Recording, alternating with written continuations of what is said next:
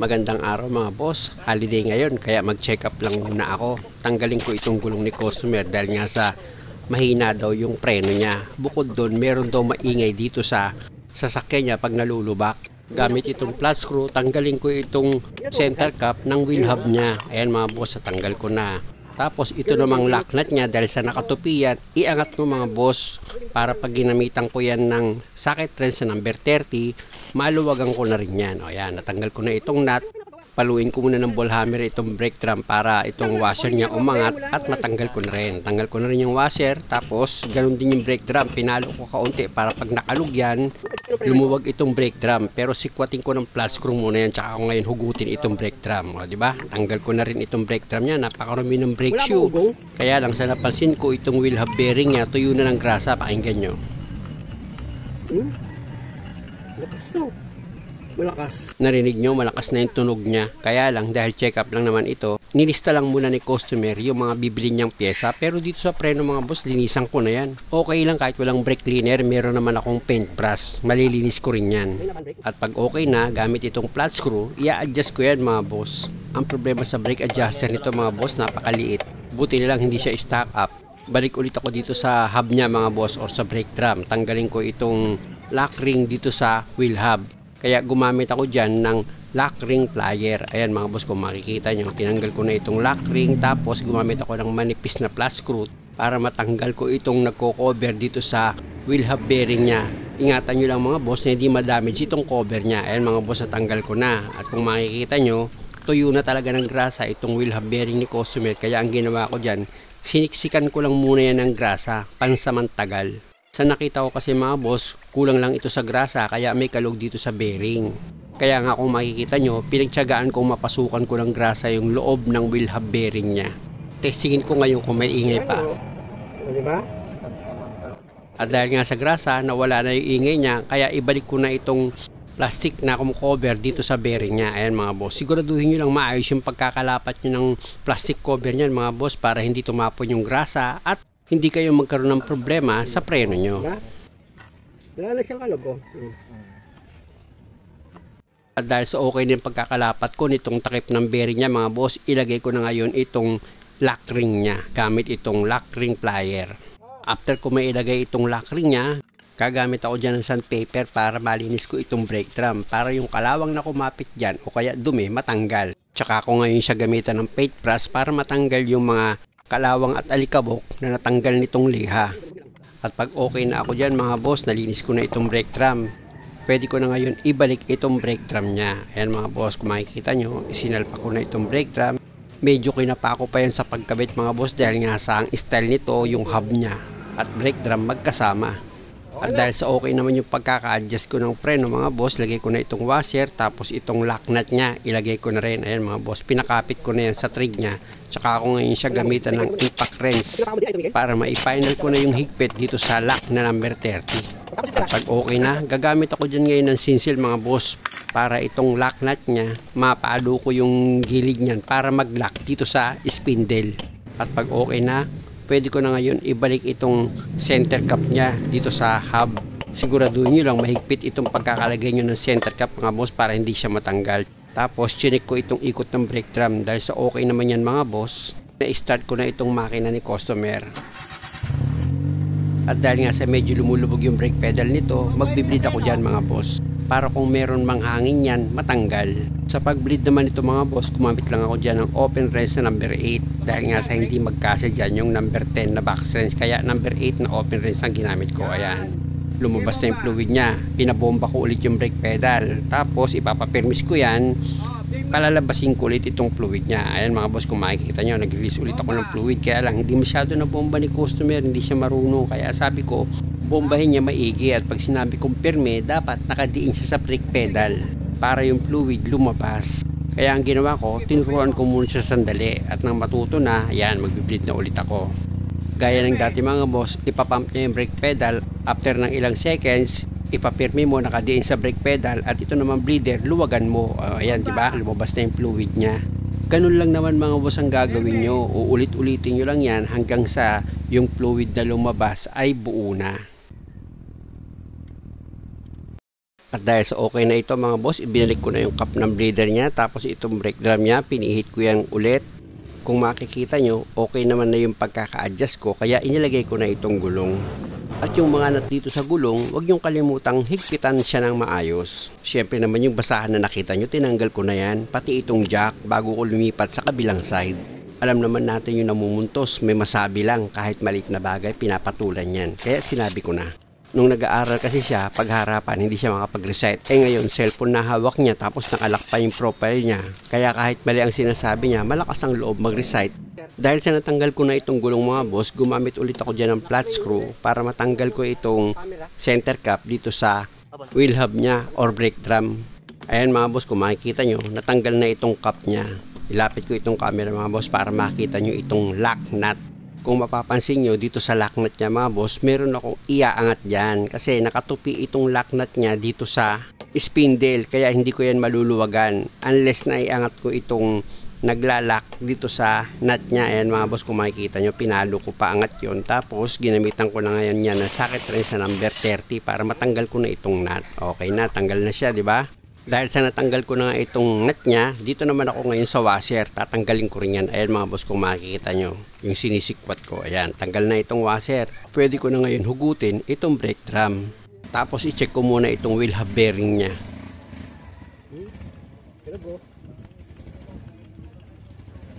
Ganon din ito mga boss, meron na rin siyang kalog dahil nga sa wala na rin siyang gaanong grasa. Pero bago ko gawin yan, linisan ko muna itong brake shoe ni customer, pati itong back brake niya dahil nga sa grabe yung dumi niyan. Sa totoo lang mga boss, check up lang talaga yung gagawin ko rito para mailista ni customer kung ano yung pyesa yung bibilhin niya. Kaya lang grabe naman yung dumi ng preno, nangihinayang naman ako na ibalik ko yung brake drum na marumihan at hindi ko na-adjust. Kaya nililis ko pa rin yan tapos in-adjust ko yung preno. Para kahit papaano, hindi naman nasayang yung pagbukas ko dito sa preno ni customer. Balik ako dito ulit sa wheel hub bearing niya mga boss, gamit itong lock ring plier. Tatanggalin ko itong lock ring dito sa wheel hub bearing niya. Ayan mga boss, kung makikita nyo, tinatanggal ko na itong lock ring. Tapos, gagamit naman ako dyan ng manipis na flat screw para matanggal ko itong plastic na kumukover dito sa bearing niya. Ayan mga boss, pero iingatan nyo yan mga boss, kailangan wag ma-damage yan. Yun lang, nag-overheat yung CP ko, kaya pakinggan nyo na lang itong ingay sa bearing mga boss.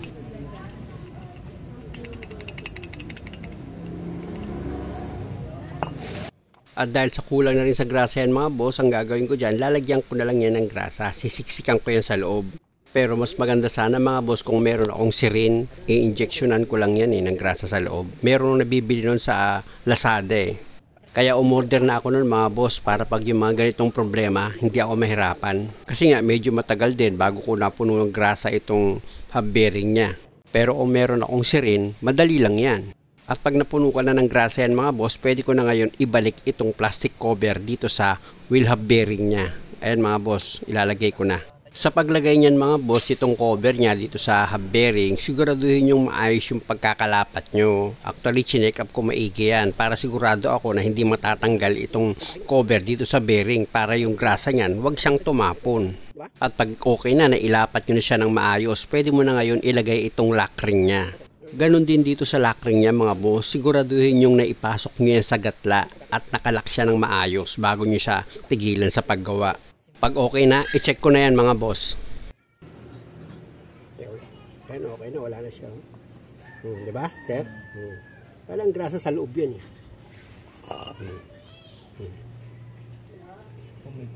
Wala na.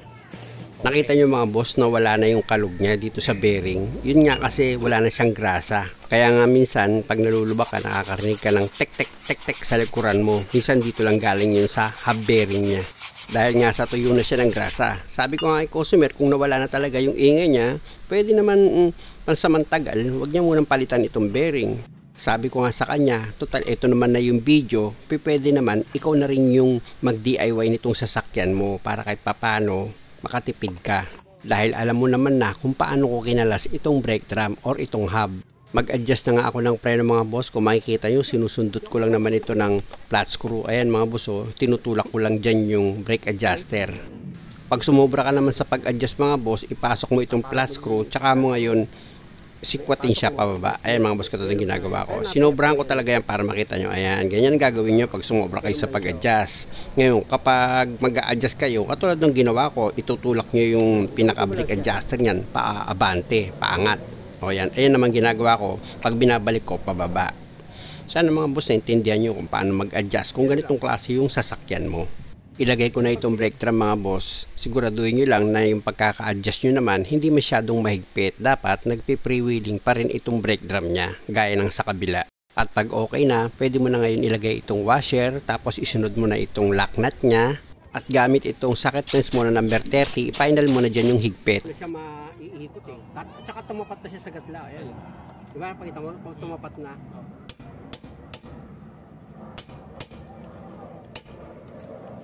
Tinutupi mo rin to. Opo, binabalik ko. Kahit konting tupi lang, okay na.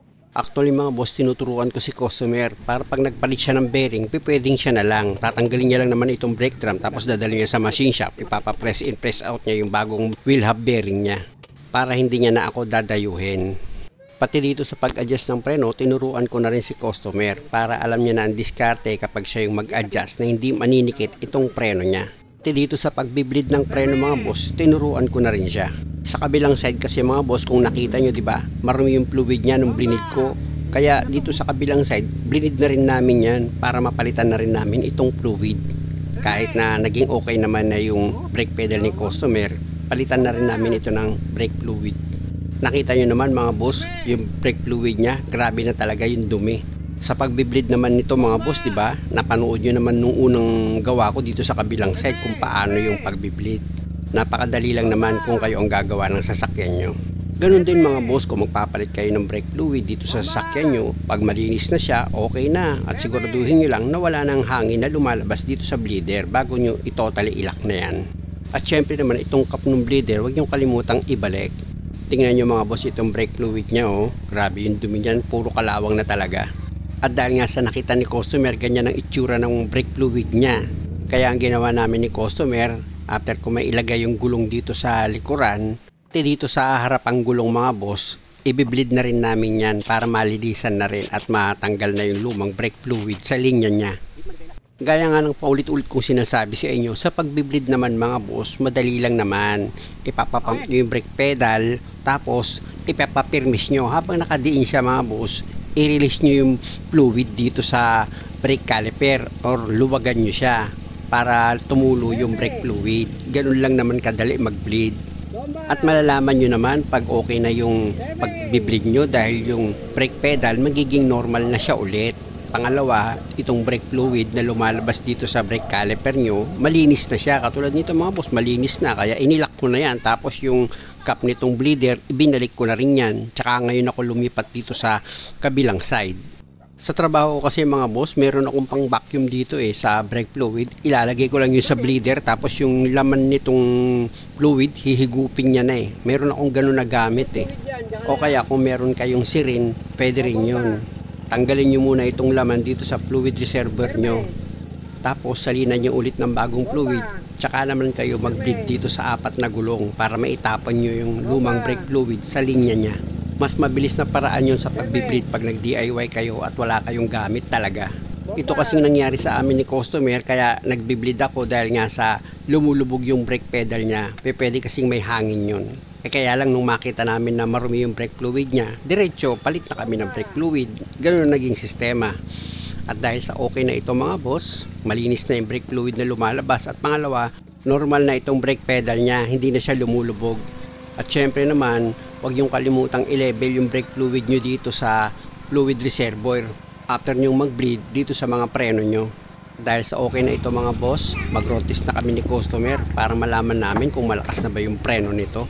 Before kasi mga boss, mahina ito ayon kay customer, kaya testingin na namin. Pero ako bibigla. Oh, lakas Malakas na. Oh, bigla. Oh. Minsan hindi mo naramdaman yan. Dati hindi ganyan. Dati hindi ganyan, sir. Oh. Oh. Diba? Okay na. Matigas na. Pero hindi naman porkit lumakas yung preno mo, hindi mo na ulit yung mga sinabi kong papalitan natin. Papalitan. Kahit sabihin natin check up lang yung ginawa ko dyan, dapat yung sinabi ko mga bibilin mo, papalitan natin yon. Yes, sir. okay lang kahit mga 3 buwan, okay lang yun. Meron matagal na sa iyo yung 6 na buwan. Muli mga boss, maraming salamat sa panonood. Sana nakakuha kayo ng idea at kung maaari, huwag niyo naman sanang kalimutang mag-subscribe sa channel ko. Salamat!